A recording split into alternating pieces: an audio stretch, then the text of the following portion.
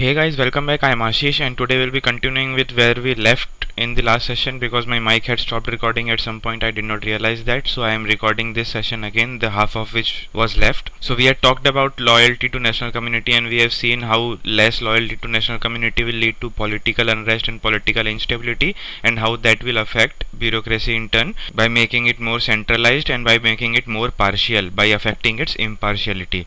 So moving on with our next point, conversely, where national assimilation has been achieved and where the official and the public share the same language and value system, communication between them is made easier. That promotes trust between them and avoids the tension. So what happens is, if you have loyalty to national community, if national assimilation have been achieved, the differences within the society will be less and the communication between the administration and public will be peaceful, and this will avoid tension, and hence the centralizing tendency will go and impartiality will come back. So moving on with our next slide, it is the same thing. We are learning about political environment. There are total 3 slides of political environment and administration. We are done with one slide, and next 2 slides, this and coming slide, is again of political environment only. So this time we'll study the heading of equality in public administration, and this equality is equality in recruitment of services. When we recruit people into administration, when we recruit people into services, if we show equality, how that will affect administration and how that will affect society, we'll see that. In a modern society, recruitment is based on equalitarian principle, that is ability or achievement of the individual. So it is a trend in modern society to recruit on the basis of merit, on the basis of ability or achievement. So in the modern society, recruitment is based on equalitarian principle, whereas in a traditional society, the ascriptive criteria, that is class, status, race, language, caste, etc., formed the basis of recruitment into public services. So if you go back in time, in traditional society, if you see how people were recruited into public services, it was based on this class, status, race, language and everything. And in modern society, recruitment is based on equalitarian principle. Administrative equalitarianism reinforces social equality. So if you show equality in administration, it will reinforce social equality, and this is how it will affect, equality in administration will affect equality in society. अगर आप administration में equality नहीं दिखाओगे तो it will go down to society, and society में भी फिर झगड़े होंगे and equality नहीं होगी. We'll see this how. On the other hand, in an environment of social inequality, when preference is given in order of rank, everyone strives to establish his hierarchical position vis-a-vis others, so that administrative procedures force rank orderings in society. What this point is talking about is when preference is given in order of rank. ठीक है, अगर आप ranking के लिए किसी को preference दोगे, instead of considering equality, if you are giving preference to someone in order of rank, everyone strives to establish his hierarchical position vis-a-vis other. तो अगर किसी को ज़्यादा preference मिल रहा है, तो जिसको प्रेफरेंस नहीं मिला, फिर वो अपनी पोजीशन एस्टेब्लिश करने की कोशिश करेगा कि देखो मैं भी इतना अच्छा हूँ, मैं भी इतना वैलिड हूँ, तो मुझे क्यों नहीं दी जा रही है ये पोजीशन, राइट. सो अगर आप किसी को प्रेफरेंस देते हो in order of rank, everyone else strives to establish his hierarchical position vis-a-vis others, so that administrative procedures force rank orderings in society. तो अब आपने एडमिनिस्ट्रेशन में ही प्रेफरेंस देना शुरू कर दिया, तो अब सोसाइटी में भी रैंक ऑर्डरिंग्स फोर्स हो जाएंगे, because you are doing this in administration. Now rank orderings will be forced in society also. फिर सोसाइटी में भी लोग उसी तरह से बिहेव करेंगे कि मैं तुझसे बड़ा हूँ, मैं तुझसे छोटा हूँ, तू मेरे अंडर काम करता है, मैं तेरा बॉस हूँ and all that. So society में भी फिर रैंक ऑर्डरिंग्स आना शुरू हो जाती हैं, because you are treating them inequally in administration. Society में भी फिर वो इनइक्वालिटी स्प्रेड हो जाती है. So administrative equality reinforces social equality. This is a very important point, remember this. Now we'll see this from an Indian scenario. We'll see the Indian scenario of reservation in government services. Now I know this is a very controversial topic and this is a very polarized topic. A few people are staunchly against reservation, a few people are staunchly for reservation, and there are very few people who are in the middle ground who think that it is neither good nor bad and like that. So what we'll do in this session is we'll look at it very objectively. We'll look at the pros, we'll look at the cons. We'll not debate whether it is good or bad. We'll just look at the pros and cons and we'll see how it is connecting to our topic of equality in public administration. So let's go into it. In India, in every era, capability and merit have been given pride of place, and even in the present times, this fact cannot be overlooked. So it is a true fact that even in historical times and even in today's times, capability and merit have been given importance while recruiting. आप पुराने से पुराना भी देख लो, आप कौटिल्य का अर्थशास्त्र भी देख लो, उसमें भी आपको मेरिट बेस्ड रिक्रूटमेंट ही मिलेगा. तो हिस्ट्री भी यही बोलती है एंड प्रेजेंट टाइम्स में भी यही है, merit based recruitment is the norm in India. You cannot overlook this fact. This is the fact. However, the fact has to be admitted that due to historical, social and economic factors, many classes have been exploited for thousands of years. It is the responsibility of the modern government to give a proper place to these classes. So while we acknowledge that merit is the basis of recruitment, we also have to acknowledge that there are many classes in India who have been subjugated to domination, who have been exploited for thousands of years, and that is why their development is not at par with other classes in the society, right? Some sections or some classes of society are at a low stage of development than other classes of society, and it is the responsibility of modern government to give a proper place to these classes who have not seen enough development. In constitution, makers have provided reservation in government and semi-government services to scheduled castes and scheduled tribes, and have also allotted reserved seats for them in the legislature. As a result of such reservations, certain lower classes have come up and are slowly awakening. So this is a good thing that has happened because of reservation, that certain classes which were not developed enough are now slowly and steadily developing, and they are coming up and they are slowly becoming more aware, they are slowly awakening. So this is a kind of equality that is given out by reservation. ठीक है, reservation से equality अगर आपको बतानी है, if you want to show that how reservation provides equality, it is this, that certain classes which were not developed are now developing, and this is how equality is being generated in society and in services both. ठीक है, तो ये equality आ रही है. But in recent times, now we will see the counter arguments, but in recent times we see a lot of opposition to the idea of reservations, especially on the social media. Facebook, WhatsApp पे आपको बहुत opposition मिल जाएगा, and also on the media and even in the family and friendly debates. तो बात यहाँ तक पहुँच गई है कि मतलब सोसाइटी पूरी डिवाइडेड हो चुकी है. Even in your family debates and your friendly debates,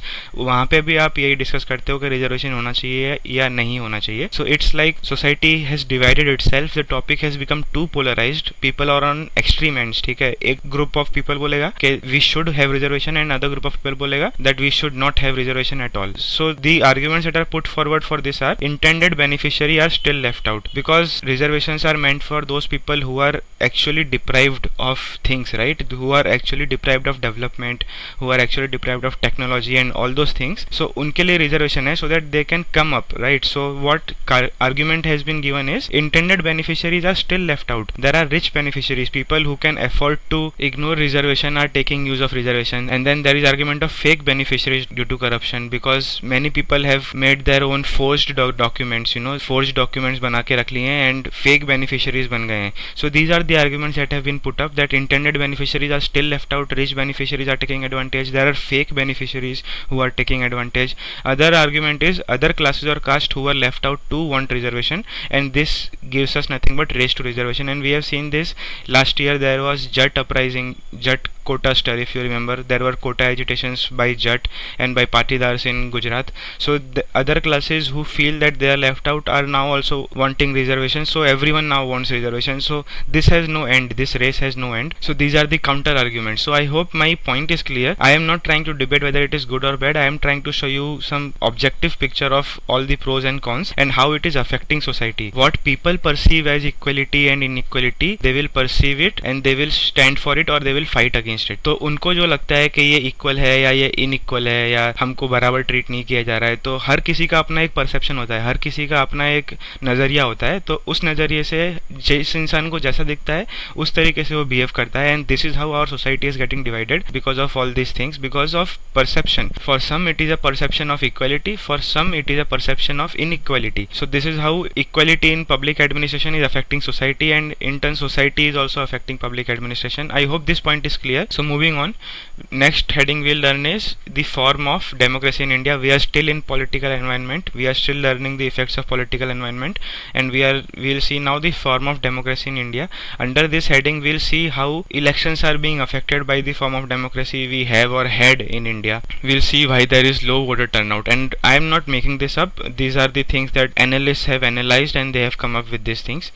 So India seldom had despotic rule. The king was undoubtedly the highest ruler, but he always acted with the advice of ministers. So even if you look at the historical times, even if you look at Kautilya's Arthashastra, there was always a group of ministers which used to advise the king. So India seldom or rarely had despotic rule. ठीक है, India में king था, king was undoubtedly the highest ruler, but वो despotic rule नहीं था कभी India में, because at most of the times, if not all the times, most of the times king always acted with the advice of ministers. So India rarely had despotic rule even though the king was the highest authority. It is however important to note that the modern democratic concept does not agree with Indian culture and its social form. So what happened is democracy came in India in very recent times. उसके पहले सिर्फ monarchy ही थी. अगर आप देखोगे Mughal era तक भी पूरा मोनार्की ही था. उसके बाद डेमोक्रेसी आई and the earliest roots that you can trace of democracy is charters act of 1891. If you remember from your history, Charters Act of 1891 was the act which gave us indirect elections, and that too on a very limited scale.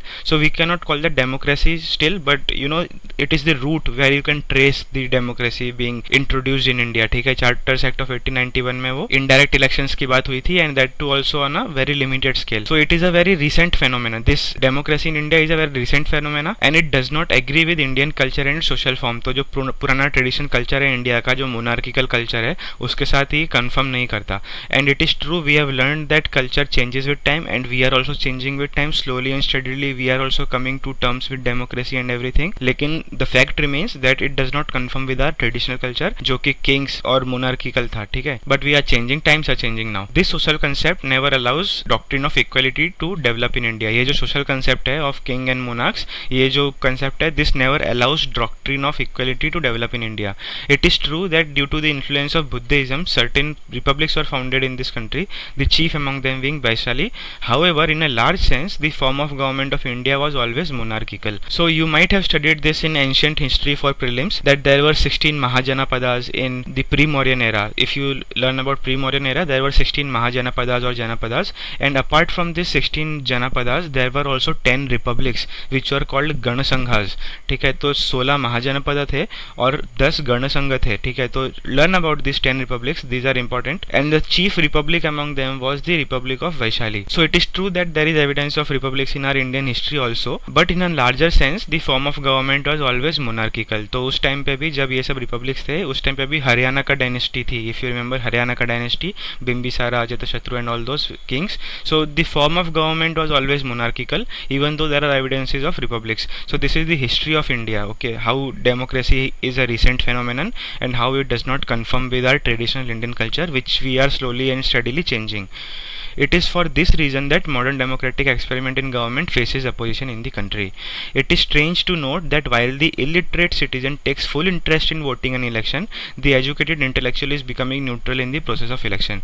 So some analysts have analyzed this and they have come up with this explanation that maybe this is the cause that educated intellectual is not taking part in election, and we are seeing that illiterate citizen is taking part in election but educated intellectual is becoming neutral in the process of election. If you see the voter turnouts of our previous elections, आप general Lok Sabha elections के voter turnout देखोगे तो आपको ये realise होगा कि voter turnout उतना भी ग्रेट नहीं है जितना होना चाहिए. And some people have given this as the reason for that because it does not confirm with our traditional Indian culture of monarchs and kings. So slowly and steadily it is changing, times are changing, but the fact remains that we are still coming to terms with it.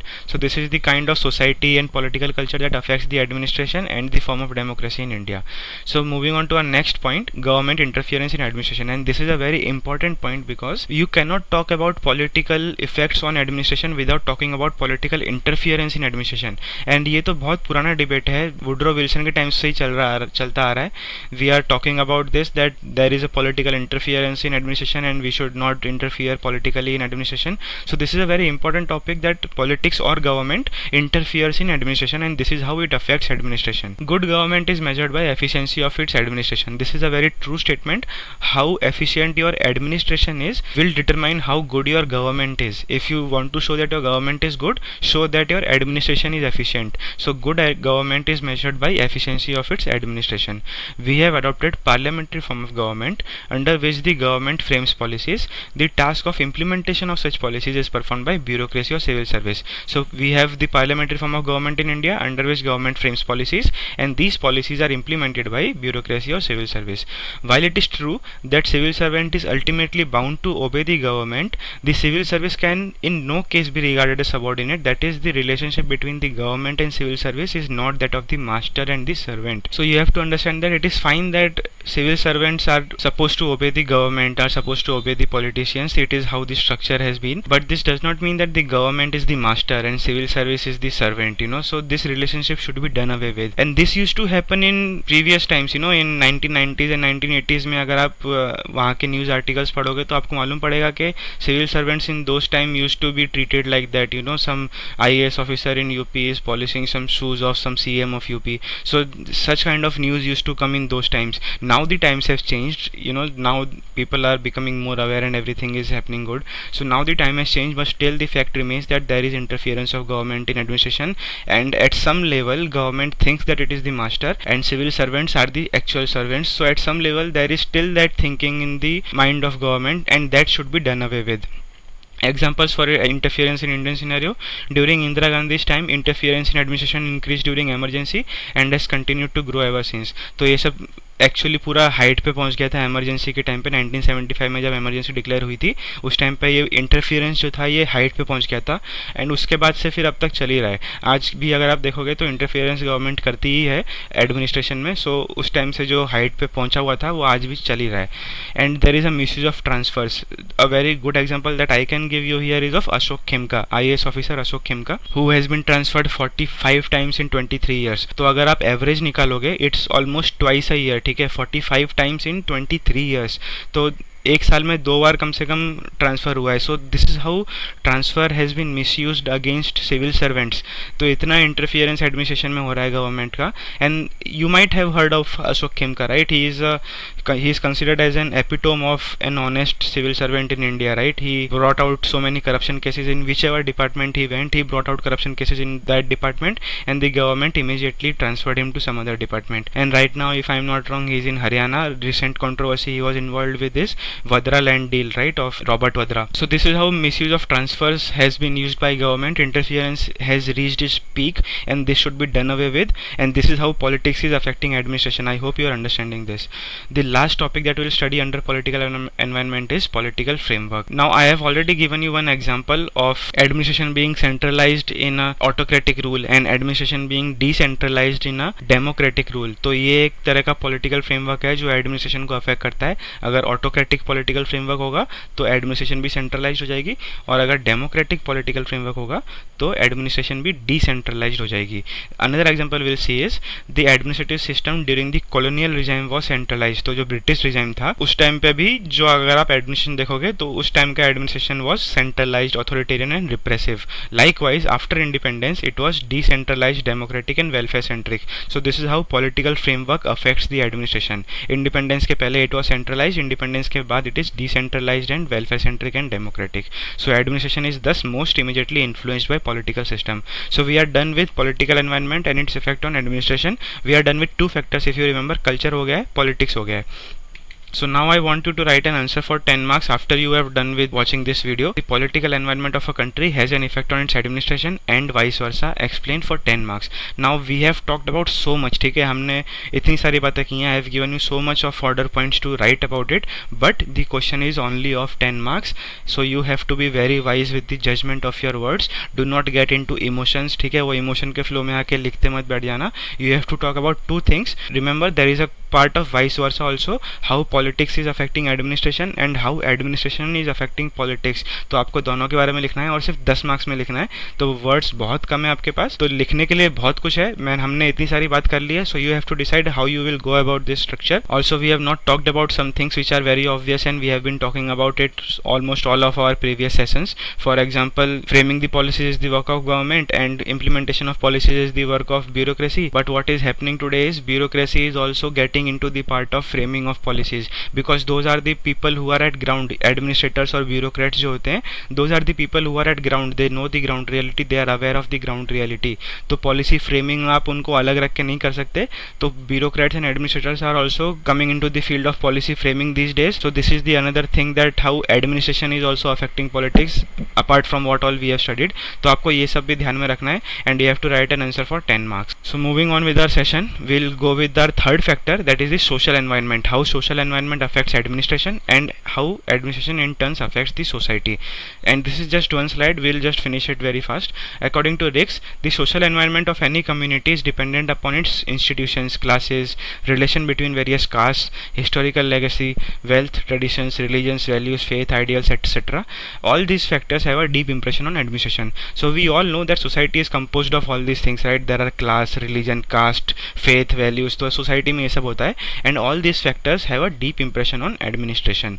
That is why it has been said that public administration is deeply influenced by human element, and this differs from society to society. तो public administration जो है, it is deeply influenced by human element, और ये human element हर society में अलग होगा, and that is why it differs from society to society. A civil servant imbibes the social values, ethos and traditions before he joins the public service. The point of view and attitude he has developed in social milieu considerably shape his decisions in public service. So consider this, that you are an aspirant right now. You have not yet joined service. So before joining service, as a civil servant, you will imbibe some social values of the society that you are in, the ethos, the traditions that you are in. You will imbibe those values and cultures in yourself. And after you join service, after your recruitment is done in public services, these values and traditions will considerably shape, as you can see, considerably shape his decisions in public service. So whatever you learned in your society before joining service will help you shaping your decisions after you join the service.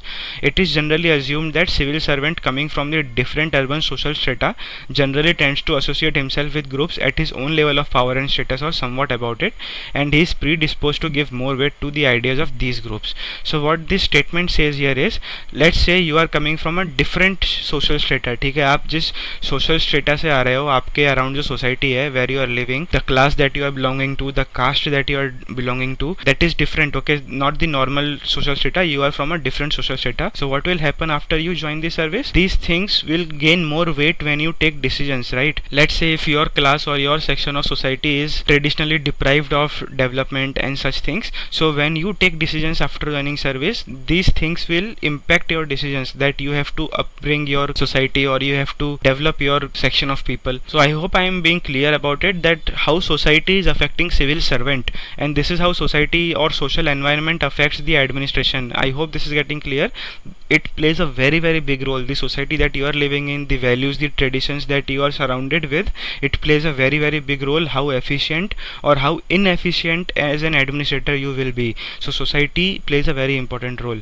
Due to social pressure, public administration becomes alert and responsible. In addition, social awareness helps in making administrative practices conform to public will. So there are two things being talked about in this statement. One is social pressure, another is social awareness. So what he is saying here is, due to social pressure, public administration becomes alert and responsible. तो अगर आप pressure बनाओगे administration पे, तो administration more alert बन जाएगी, ठीक है. अगर कोई आपसे ब्राइब ले रहा है और करप्शन कर रहा है, तो अगर आप प्रेशर बनाओगे कि हमको करप्शन फ्री सोसाइटी चाहिए, आप रैलीज निकालो, कैंपेन्स निकालो, ठीक है. अगर आप सोशल प्रेशर बनाओगे कि हमको करप्शन फ्री एडमिनिस्ट्रेशन चाहिए, तो एडमिनिस्ट्रेशन खुद अलर्ट बन जाएगी और रिस्पॉन्सिबल बन जाएगी. This is happening because of social pressure that you are putting on administration.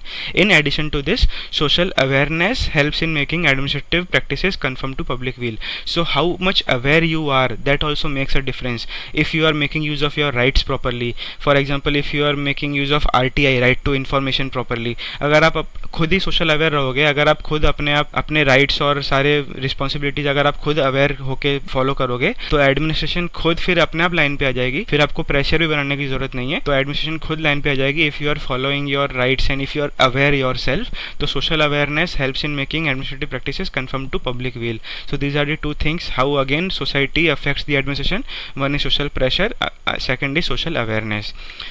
Now we'll take one example of class structure or Indian castes. Now you can give n number of examples. ये society वाला जो factor है, इसमें आप कितने भी examples दे दो कम पड़ेगा. आप यहाँ पे रिलीजन डाल सकते हो, कम्युनलिज्म डाल सकते हो, नेपोटिज्म, फेवरेटिज्म, सोसाइटी में जो भी आप देखते हो अपने आजू बाजू, आप यहाँ पे कितने भी एग्जांपल्स डाल सकते हो. We'll look at one example and all the rest of the examples will follow the same path. So we'll see how caste system of India is affecting the administration.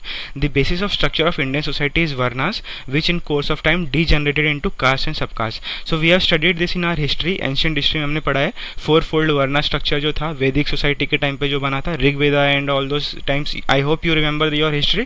So four fold varna structure is the basis of Indian society which in course of time degenerated into caste and subcaste. वो आगे जाके फिर वो cast और फिर वो subcaste में बदल गया. Where mobility between classes is permitted and recognised it is called open class system. Where such mobility is not permitted and is rare, it is called closed class system. So what do you mean by mobility between classes? Mobility between classes is if you are able to propagate from one class to another class very easily. For example, if a one caste boy wants to marry another caste girl, this is nothing but mobility between classes, right? If a one caste parents want to adopt another caste children, this is nothing but mobility between classes. So if this mobility is present, it is called as open class system. So the classes are open, you can, mobility is there between the classes. So it is called an open class system. And where such mobility is not present, it is called as closed class system. The Indian caste system is an example of closed class society, while USA is an example of open class society. So it is very true that in India, if in today's times, if a boy wants to marry another caste girl, there will be a lot of opposition. Even though we are progressing and even though we have progressive mindset in today's times, but even then there will be a lot of opposition from the society, and that is why we call Indian caste system as a closed class society, because there is not mobility present. Okay, there is no mobility present between classes of Indian society, right? So it is a closed class society. Whereas in USA, it is an open class society. The mobility between classes is very much present. So USA does not have caste system. As far as I know, USA does not have caste system, but it does have the class system, right? There are various classes in every society. In America also there are various classes of society, and there is a particular amount of mobility that you will find in these different classes of American society. So it is an example of open class society. Closed class systems or caste, communal and group considerations affect the behavior of administration. तो अगर आप एक closed society में रह रहे हो, closed class system में रह रहे हो, this will affect the behavior of administration also, because what are administrators? They are human beings, right? So the kind of environment that they live in, the kind of things that they see and that they experience, they will imbibe in themselves, and this is how it will affect the behavior of administration also. The current scenario is accusations that we are seeing in news every day, accusations against administration for favoring a particular class or caste and ignoring the other classes or castes. So we are seeing this, how this is affecting administration. कि society एक pressure बना रही है administration के ऊपर कि आप हमारी class को ignore कर रहे हो, आप हमारे caste को ignore कर रहे हो, आप उस क्लास को ज़्यादा फेवर कर रहे हो, आप उस कास्ट को ज़्यादा फेवर कर रहे हो. ये हम न्यूज़ में रोज़ देखते हैं. So this kind of negative social pressure is being formed right now on the administration, and this is because of the inherent caste structure of Indian society. It is because of all these caste that this is happening. So we are done with the social factor, the social environment, how it affects administration and how it in turn affects that. So we are done with this. I hope you have understood this. We'll move on with our fourth factor, that is nothing but economic environment. The economic environment also plays a very important role in affecting the administration. We'll see how administration is influenced by the economic setup. For example, in a country with limited economic resources, administrators are not in a position to implement governmental programs and policies successfully, but administration of a developed country can successfully implement programs and policies because of abundance of resources. So let's understand this by an example. Let's go back to 1947 when India became independent. So at 1947, at that year, India did not have many economic resources, right? And by economic resources I mean both the financial and material resources both. ठीक है, तो अगर आपको कोई road बनानी है तो उसके लिए आपको पैसा चाहिए, उसके लिए आपको सीमेंट चाहिए, उसके लिए आपको मिक्सचर चाहिए. So you cannot construct a road without money, cement, mixture and all those things, right? So economic resources were limited when India became independent, and that is what affects the administration, because government policies जो implement करनी होती हैं administration को, how will they implement the policies if they do not have resources? How will they construct the road if they do not have money and they do not have cement, right? So these lack of resources affects administration. This is how economic setup is affecting administration. I hope this is getting clear to you.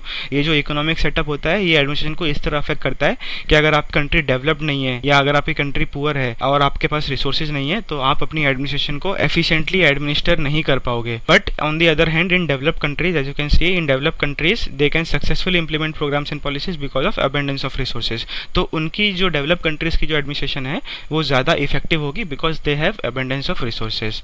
The second example will see is further in a country with closed economy the scope of administration will be more, whereas in an open economy administration will have less scope as here private parties are the key players. years. So let's again take example of India before 1991 and after 1991. So before 1991 India was more or less a closed economy, not entirely closed economy but more or less a closed economy. ठीक है, everything was nationalized, we were not liberalized, privatized and globalized. After 1991 we brought all these reforms of LPG, right? So before 1991 we were more or less a closed society. So what happens in a closed society is, because everything is nationalized, everything is under government control, the scope of administration is too large. ठीक है, तो शायद वो इतना भी बड़ा हो जाए कि हैंडल करना ही मुश्किल हो जाए. ठीक है, so scope of administration in a close society is very large because private players are less. बहुत कुछ गवर्नमेंट के कंट्रोल में होता है, तो जो स्कोप होता है वो बहुत बढ़ जाता है. तो इतना बढ़ जाए कभी कभी कि शायद कंट्रोल करना ही मुश्किल हो जाए. And what happens in an open economy is, because private parties are the key players, government has to just regulate. ठीक है, तो गवर्नमेंट कंट्रोल नहीं करती, गवर्नमेंट सिर्फ रेगुलेट करती है. तो what happens in an open economy is that scope of administration becomes less. फिर एफिशिएंट भी हो जाता है ज़्यादा, right? Because your scope is less, you have to administer less, you have to just regulate more. तो आपको अगर administer ही less करना है तो फिर वो स्कोप कम हो गया तो एफिशिएंट ज़्यादा हो जाएगा, right? So this is the another kind of example where economic setup affects the administration. उसका स्कोप बढ़ा सकता है या उसका स्कोप कम कर सकता है if you are a closed और an open economy. So I hope this is clear to you how economic setup is affecting administration. Similarly, administration can also influence economy by contributing to formulation of various economic programs and policies. So we have seen how economy is affecting administration. Now we'll see how administration is affecting economy. As you can see, administration can also influence economy. How? If administration is efficient and effective, development and growth will take place and thus overall economy will be impacted positively. तो अगर आपकी administration effective है, efficient है, तो development होगा, growth होगा और economy बढ़ेगी. Economy will also grow. It will impact positively. So this is how administration affects economy. ठीक है, अगर efficient होगी और अगर एडमिनिस्ट्रेशन एफिशिएंट नहीं है तो आपकी इकोनॉमी गिरेगी, क्योंकि डेवलपमेंट नहीं होगा, ग्रोथ नहीं होगा, तो आपकी इकोनॉमी गिरेगी. So this is how administration is affecting economy. Thus administration and economy affect each other. I hope this 4 factors are clear to you. We studied about culture, politics, society and economy. So ये 4 factors हमने पढ़े.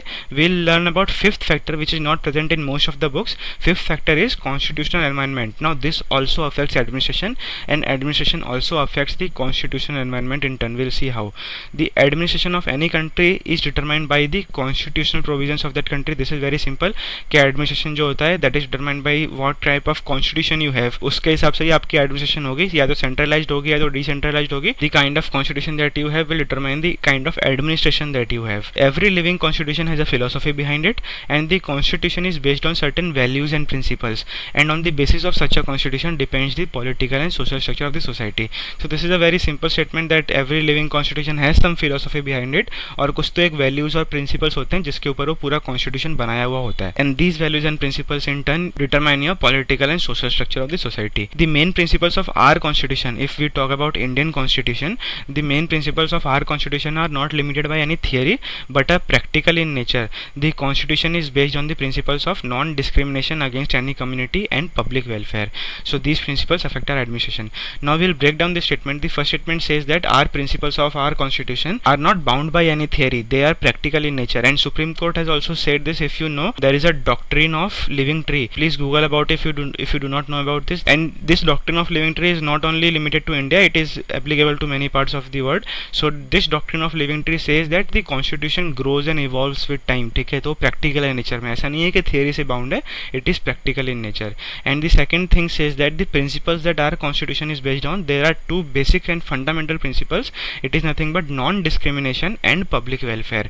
ठीक है, तो आप बाकी सारे principles देख लो, justice, liberty, equality, fraternity and what not, आप सारे प्रिंसिपल्स उठा लो. These will be based on these 2 fundamental principles of non discrimination and public welfare. अगर आपको जस्टिस करना है, इक्वलिटी लानी है, लिबर्टी को लेके आना है या फ्रेटर्निटी को बढ़ाना है, आप कुछ भी कर लो, नॉन डिस्क्रिमिनेशन और पब्लिक वेलफेयर पे ही करोगे. So these are the 2 very basic principles on which our constitution is build upon, and these principles affect our administration. It is because of these principles that our administration is welfare oriented. We say that our administration is welfare oriented, right? Because of our this principle of constitution of public welfare.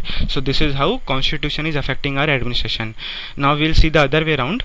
Our administration also affects the principle of our constitution, and most of the time, 99.99% of the time, it only strengthens these principles. ठीक है, and examples for this are amendments to constitution like addition of secular, word secular, addition of various DPSPs. So this is how administration is affecting our constitution in a positive way, because we want to administer in a very efficient manner. हमको good administration और efficient administration लानी है, तो इसके लिए हम constitution में amendment करते हैं ताकि हम वो गुड एडमिनिस्ट्रेशन और एफिशिएंट एडमिनिस्ट्रेशन लेके आ सकें. So this is how our administration is affecting constitution in a positive way.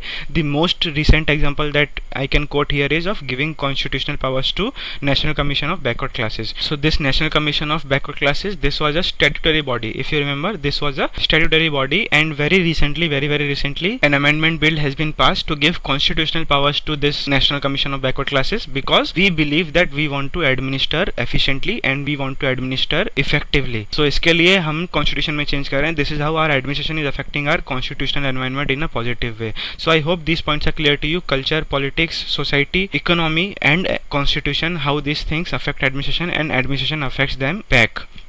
So thank you for listening to this session. The next session we'll talk about one more approach, that is nothing but structural functional approach, and after we are done with structural functional approach, we will dive into comparative public administration, like totally into that module. So thank you for listening to this, and if you think that this session helped you, please like the video, comment on the video and share the video. Also subscribe to the channel so that you do not miss my upcoming video. Peace out.